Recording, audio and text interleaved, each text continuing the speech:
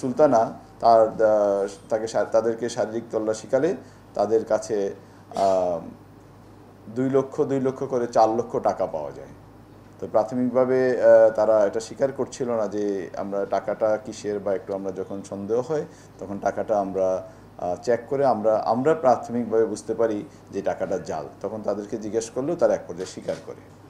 তো এটা হলো আমাদের ওই দিনের ওই সময়ের যে চেকপোস্টে তল্লাশি। পরবর্তীতে তাদেরকে আমরা এই বিষয়ে অধিকতর জিজ্ঞাসাবাদ করলে তারা আমাদেরকে জানায় যে তারা এই আসন্ন যে পবিত্র ঈদ উল ফিতর এবং চলমান যে রমজান মাস, এই রমজান মাসে মানুষের যে কর্মচাঞ্চল্য থাকে এবং ব্যস্ততা থাকে ব্যবসা বাণিজ্য এবং আর্থিক লেনদেনে, এই সুযোগটাকে কাজে লাগিয়ে তারা এই জাল টাকাগুলো বাজারে ছড়িয়ে দিবে এবং তারা জাল টাকার বিনিময়ে পণ্য ক্রয় করবে। এটা ছিল তাদের একটা উদ্দেশ্য। তো পরবর্তীতে তাদেরকে আমরা আরও জিজ্ঞাসাবাদ করলে তারা জানায় ইতিমধ্যে তারা বাজারে প্রায় 30 থেকে 40 লক্ষ টাকা এরকম জাল টাকা ছড়িয়ে দিয়েছে, এবং সেটা হলো তাদেরও আরও কিছু সহযোগী তারা আছে সেই সহযোগিতার মাধ্যমে। এবং আমরা তাদেরকে আরও জিজ্ঞাসাবাদ করি যে এই জাল টাকাগুলো কোথায় প্রস্তুত করা হয়, কোথায় বানানো হয় এবং আরও আছে কি না। তখন তারা আমাদেরকে এ বিষয়ে আরও তথ্য দেয়। সেই তথ্যের ভিত্তিতে আমরা নারায়ণগঞ্জের সিদ্ধিরগঞ্জ থানাধীন কদমতলী এলাকায় একটা বাড়িতে অপারেশন করি। সেই বাড়িতে অপারেশন করে আমরা আরও বিপুল সংখ্যক জাল টাকা উদ্ধার করি এবং জাল টাকা তৈরির যে সকল সরঞ্জামাদি আছে সেই সকল সরঞ্জামাদি আমরা উদ্ধার করি। এবং সেই জাল টাকার মধ্যে ওখানে আমরা প্রথমে যে আমরা 4 লক্ষ টাকা পেলাম, ওই বাড়ি থেকে আমরা আরও 16 লক্ষ টাকা একেবারে ফিনিশ প্রোডাক্ট, যেটা আর কি আমি যদি আপনাদেরকে একটু ইয়ে করি, এই টাকাটা একবারে ফিনিশড। এইরকম এটা একটা 500 টাকার নোট জাল এবং এটা একটা 1000 টাকার নোট জাল। এটা দেখেন আপনারা।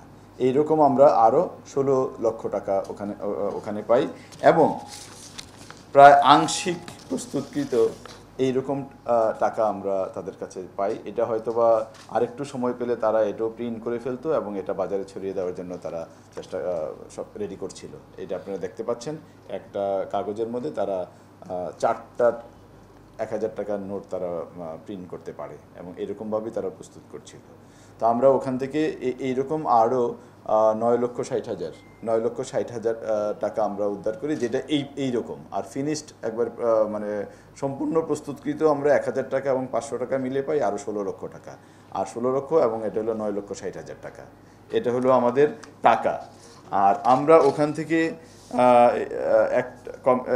এই কাজে, অর্থাৎ এই জাল টাকা তৈরির কাজে ব্যবহৃত বিভিন্ন সরঞ্জামাদি উদ্ধার করি। এর মধ্যে কম্পিউটার মনিটর আছে, তারপরে প্রিন্টার আছে এবং 10টি জাল টাকা তৈরির যে 10টি ডাইস, যেগুলো তারা এরকম রং দেওয়ার কাজে ব্যবহার করে, এবং বিভিন্ন অন্যান্য সরঞ্জাম, গ্লু, রাবার কাটার, এই টাইপের বিভিন্ন সরঞ্জাম, এবং একটি এক বস্তা সাদা কাগজ, যেগুলো তারা এইরকম টাকা প্রিন্টের কাজে ব্যবহার করে, এক বস্তা কাগজ। তো এটা হলো আমাদের উদ্ধারের পরিমাণ। এবং আমরা যে 3জনকে, সুমন গাজী, হানিফ গাজী, তার বয়স 54 বছর, তার বাড়ি বরগুনা জেলায়, এবং সুমন 38, তার বাড়ি মাদারীপুর জেলায়, এবং আরেকজন ভদ্রমহিলা, ওনার নাম সুলতানা, ওনার বাড়ি বরিশাল জেলায়। এবং আমরা যেটা লক্ষণীয় এখানে যে বিষয়টা, এই 3জনই অভ্যাসগতভাবে এরকম জাল টাকা প্রস্তুতকারী। আমরা দেখেছি হানিফ গাজী, আমরা তার প্রোফাইল চেক করে দেখেছি, হানিফ গাজীর নামে ঢাকা বিভিন্ন থানায়, ঢাকার মোহাম্মদপুর এবং ঢাকা জেলার কেরানীগঞ্জ, দক্ষিণ কেরানীগঞ্জ, ডিএমপি কোতোয়ালি, ডিএমপি কদমতলী এবং ডিএমপি কামরাঙ্গীরচরটা আমরা গতকালকে করেছি। 4টি মামলা, অর্থাৎ গতকালকে যে মামলাটি রুজু হয়েছে তার আগে 4টি একই ধরনের, অর্থাৎ জাল টাকা তৈরির যেই সংক্রান্ত বা প্রস্তুত করা সংক্রান্ত যেই মামলা, এরকম আরও 4টি মামলা বিভিন্ন থানায় রয়েছে। অর্থাৎ বোঝা যাচ্ছে সে এই বিষয়ে একজন অভ্যাসগত অপরাধী।